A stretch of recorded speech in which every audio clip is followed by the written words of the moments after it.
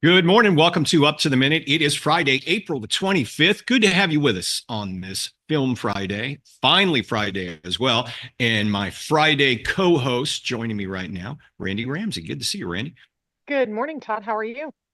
Doing well. Going into the weekend. Looking forward to that. I'm sure you always seem to have the busiest weekends of all. We'll be in College Station for a rugby tournament, but I-10 will be closed this weekend out near the Beltway. So just heads up, folks. It's going to be Yeah, a bumpy. that is going to be a nightmare. Yeah, stay far away from that area of town. I just read that this morning. Always good things when freeway closures happen in Houston. We want to thank everyone joining us this morning, watching us live on Facebook and YouTube. We're here just about every morning when HCC is in session, Mondays through Fridays at 10 a.m. live. But they can always catch the recorded version of our show in social media, Randy, and on our cable channel. That's right. We are on YouTube. We're also on X and LinkedIn and HCCTV at noon, 5, and 10 p.m. So we've got a guest I know you're looking forward to talking to, and she's making a return here. Film Friday, River Oaks Theater is presenting a cult classic, the Wes and Rick Pix series. The movie, I've got to say, when I saw this originally, this has got to be one of the creepiest movies I think ever made. And not because it's scary. Well, it could be scary to some people. Harold and Maude is the name of the movie, and Maureen McNamara is joining us this morning. Good to see you, Maureen. Great to see you too. Yeah, so we're looking forward to hearing about this showing. I'm sure Randy's going to have a lot to talk with you about in 10 minutes, so we'll see you shortly. Okay, first we're talking, everybody's talking about smart buildings, smart technology, what's behind them, smart homes. Well, HCC has got a program, the electrical program, its first associate degree in that field. And our next guest is going to tell us all about it. Frederic Scott Churchman is a full-time faculty member for the HCC Electrical Technology Program of the Architectural Design and Construction Center of Excellence. Good to see you, Scott. Welcome to the show. Oh, thank you. Glad to be here. Now, before we get to the program itself, tell us a little bit about yourself and your background. I'm a somewhat retired electrical engineer. Last work I did was cybersecurity at nuclear plants. I'm now back in Houston where I live. I'm from Baton Rouge. I teach full time. It's one of my things. My father was a teacher, so I like kind of staying in the mix, but doing the teaching gig versus engineer gig. Well, I know here at HCC, our spring season's about to come to an end, but tell us your program's plans for the training, the technicians and installers for the future. Right. Okay. Well, primarily when people hear the word electricity, they think electricians. That's the people that do the work. Electricians are solid individuals, so they're licensed usually by the state or other. Definitely know their business, but there's other aspects. And HCC noted in the industry there was a demand for other technicians that weren't, say, licensed electrical engineers. And those included people that did work on solar systems. Limited energy is the terminology, smart buildings, technology, which is coming into its own. So we embraced that. We met with our advisors, created an associate's degree, and that's finally come through. And now we're ramping up. Our numbers are increasing. Students are showing interest. So there you go. We found the demand. Well, it seems like with the new home construction, everyone is wanting everything remote. That's turned into somewhat of a specialized industry itself, and you guys are looking to answer those demands. Is that right? Exactly. And it covers everything from the audio video systems, alarms, granted alarm, burglar alarm, house alarms have to be licensed, water sprinklers, lighting inside, outside. Everything is automated, as you said, but someone has to set those systems up. Now, correct me if I'm wrong, but I guess there's a lot of rumors floating around out there. Solar energy is the big thing. I've had some friends that said, yeah, I can power my home through the panels on top of my roof. But then you hear, well, no, you don't want to put the panels on top of your roof because it gets too hot here in Texas. What is the reality of that situation? Because personally, I've always wondered about that. Renewables are coming into their own.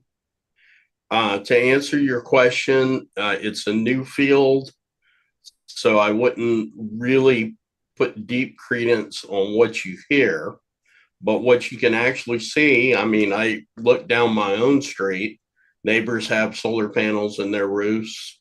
I had a relative that got caught in a hurricane in Lake Charles, and because he had solar panels, power outage didn't affect him. With that said, you really have to understand the technology, and that's kind of where our solar training comes in, to make sure the people that are installing the systems or meeting with the customer, the end user, actually can provide the real information. They actually know the technology. So to sum up your question, it's new industry. Yeah. The equipment's evolving, and it's not something you can just go down to the store and pick up. It takes someone that's really trained in that particular industry. Well, one of the things I also noticed, my girlfriend and I were driving to Palacios a couple of weeks ago. And as we're heading out there, we're noticing in the fields where you used to see cattle grazing, you were seeing what appears to be solar farms, with the large panels out there. And I mean, it wasn't just one or two, they're all over the place. Is that something you're training students for as well, for installing these? Yes, without question. Part of our advisory groups that we meet with had noted that a lot of the traditional, say, STEM electrical students coming out didn't have background in solar. So companies, as you just noted, they need skilled technicians. And it's not something you can really train in-house just because of the speed of the technology changes.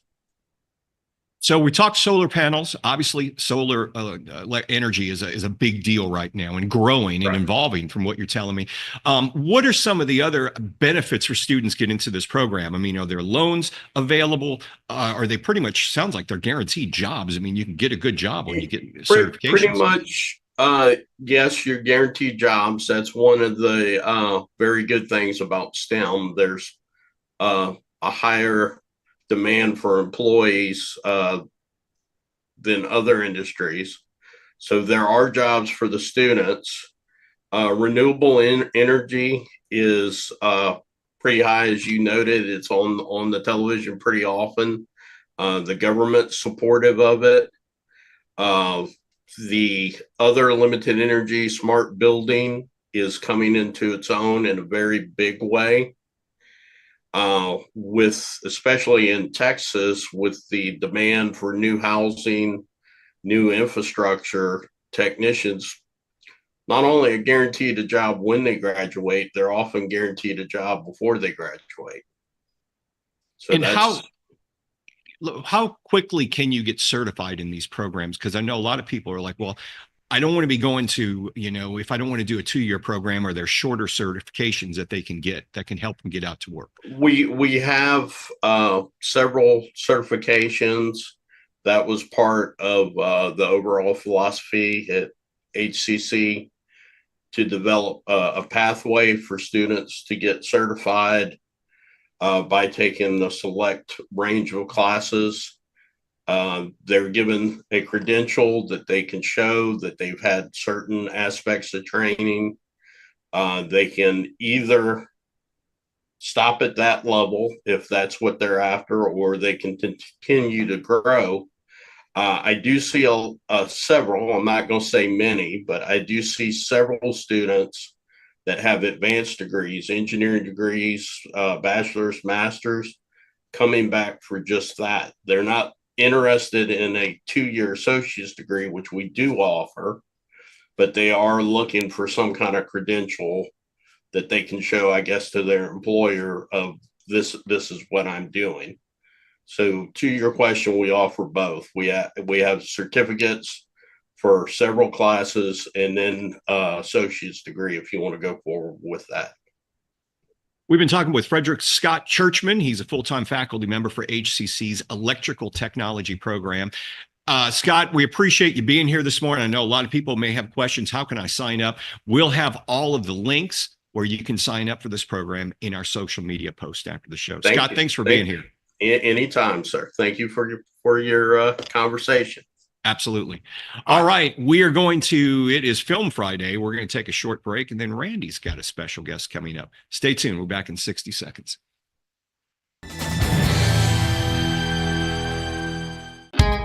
At Houston Community College, we make your lessons matter.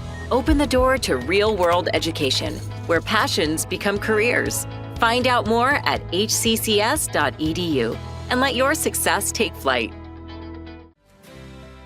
That one day at PE when they were like yelling at me, and then you just linked arms with me. I don't think you know how much like that helped me. I finally like knew that I had somebody.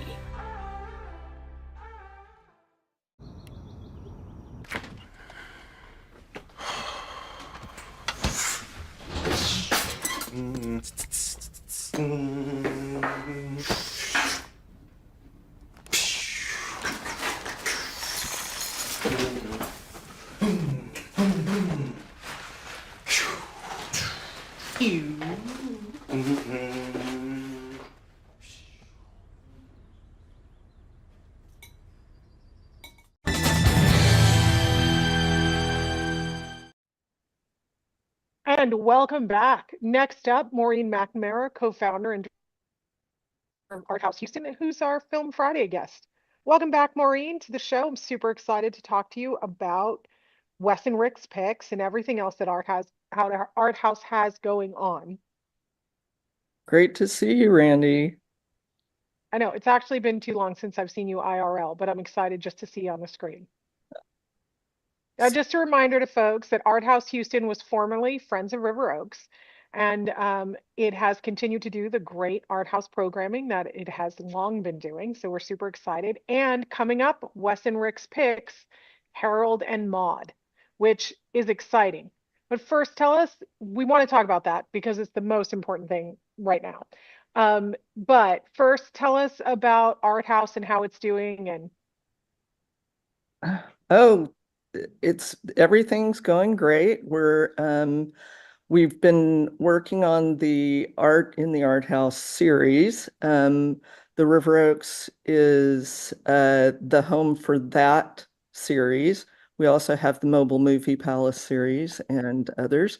But we are, the Wes and Rick's Pix is exciting because Wes Anderson and Richard Linklater grew up in Houston, and they had films that really influenced them becoming great filmmakers.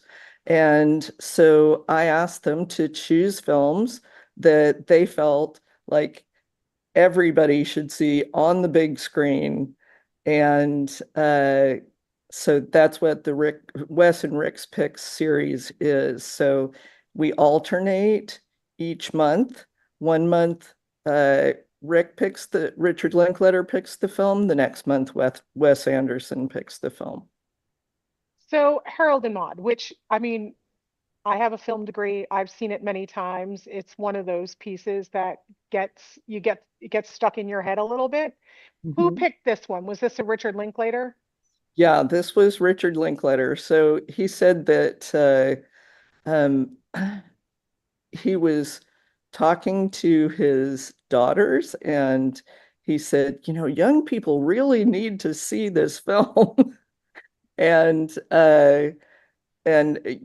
he's a real supporter of people seeing things in community on the big screen, and has a special place in his heart for the River Oaks Theater as well. which is great. And I know he has like a little soft spot for Houston as well. But Mhm. I am always on my students about watching films that are older than they are, because they seem to think like film history started 20 years ago and everything before that is old and boring. And then I introduce them to things like Blazing Saddles, and they're shocked and amazed, and Yeah. Monty Python, and just anything that's not what they're used to. So let's talk about Harold and Maude, which is considered a cult classic.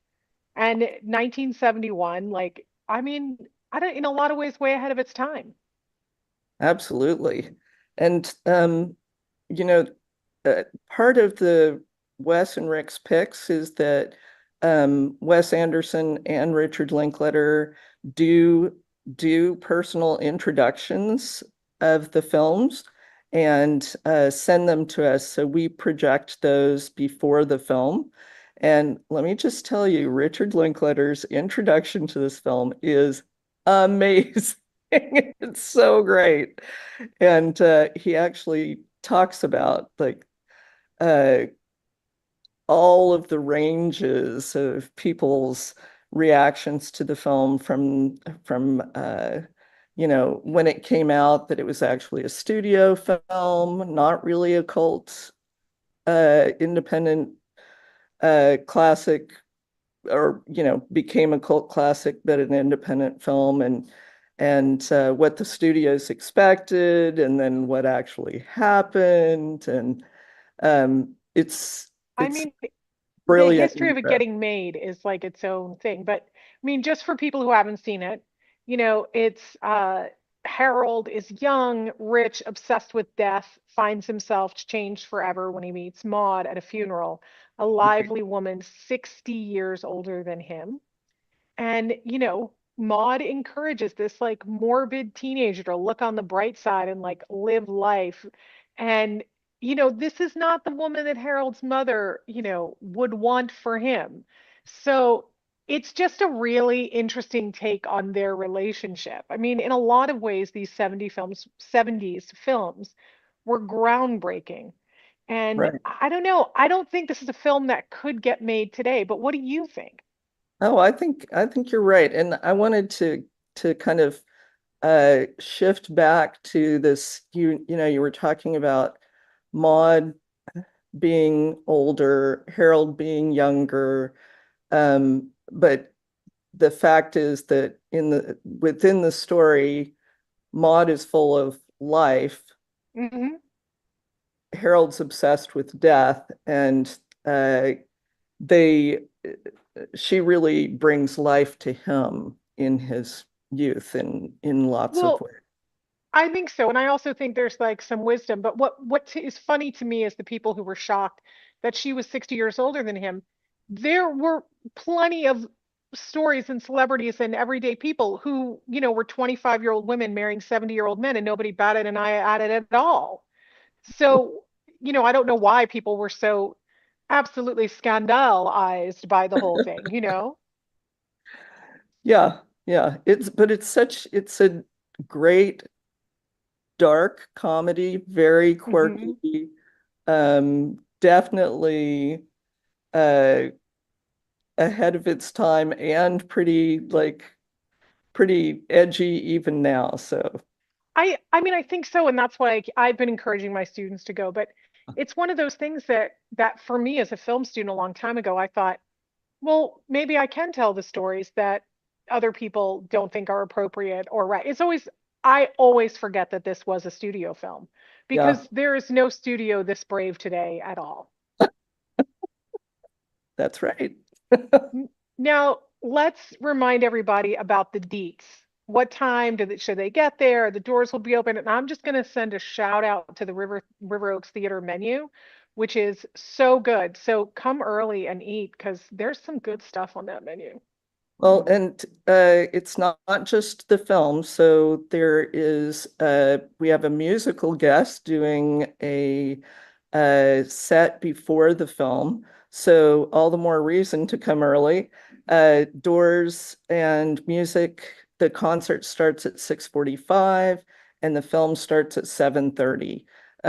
I shouldn't say the film starts at 7:30 because Rick's intro starts at 7:30.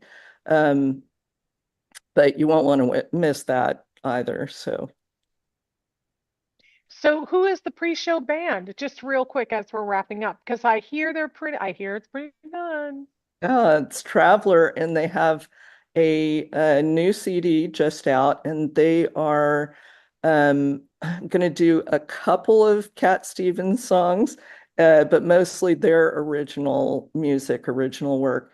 And that's one of the things that Arthouse likes to do, is to support local artists, performers, pair them with films that are, make some magic, some good chemistry. And I want to also mention that this program, the Rick and Wes Pix series, is it's a partnership. It's something that we have community partners with, because it's about these Houston filmmakers wanting to spark the filmmakers in other Houston filmmakers as well. We're partnering with Swamp in Houston, with Brazos Bookstore, and with Houston Cinema Arts Society.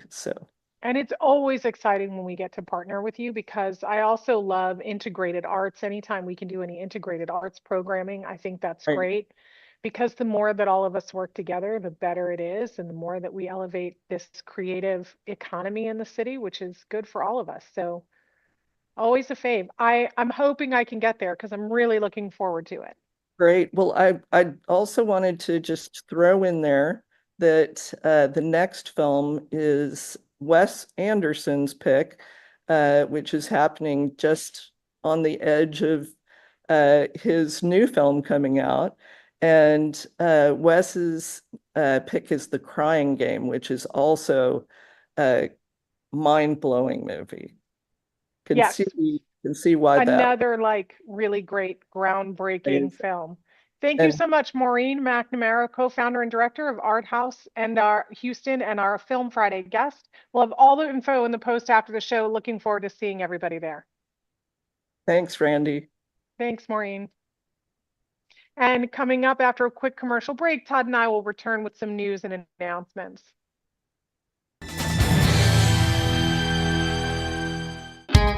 At Houston Community College, we make your lessons matter. Open the door to real-world education, where passions become careers. Find out more at hccs.edu and let your success take flight.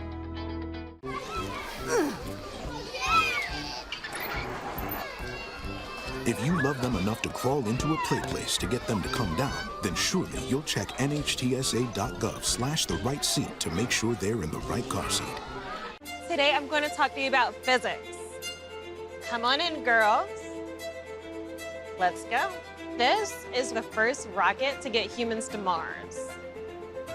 Really tall.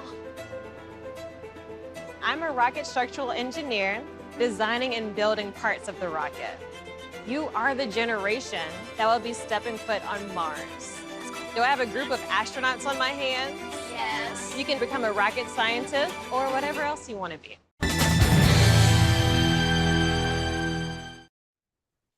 Welcome back to Up to the Minute. Some things happening across the district. Tomorrow, Northline Community Fair. HCC's Northeast College has a fun-filled day at the Northline Community Fair to share career pathways, student services, and family fun activities. 9 a.m. to 1 p.m. tomorrow, April the 26th. It's at the HCC Northline campus. And of course, Randy, we've got a drama production going on right now. That's right. Tonight through Monday, April 28th at HCC Stafford Fine Arts Center, The Wind in the Willows. Long ago, a man told his son bedtime stories of a rat, a mole, and a toad who loved fast cars. So come check it out at the Stafford Fine Arts Center. Check our post after the show for more info. You know, another thing happening tomorrow, it's a busy weekend, the truck rodeo. That's right. HCC Truck Rodeo. Commercial truck drivers from the region will compete in HCC's famous truck rodeo at the Northeast Campus. It happens from 10 a.m. to 1 p.m. tomorrow at the Northeast Campus Rolling Smith Academy. Check our post for more information after that. And if you're looking at taking classes this summer, Randy, now's the time to register. That's right. Summer registration is ongoing. 5 ways to learn, online anytime, online on a schedule, hybrid, and in-person and hybrid lab. Check out hccs.edu for specific schedules and more information, but get those credits in.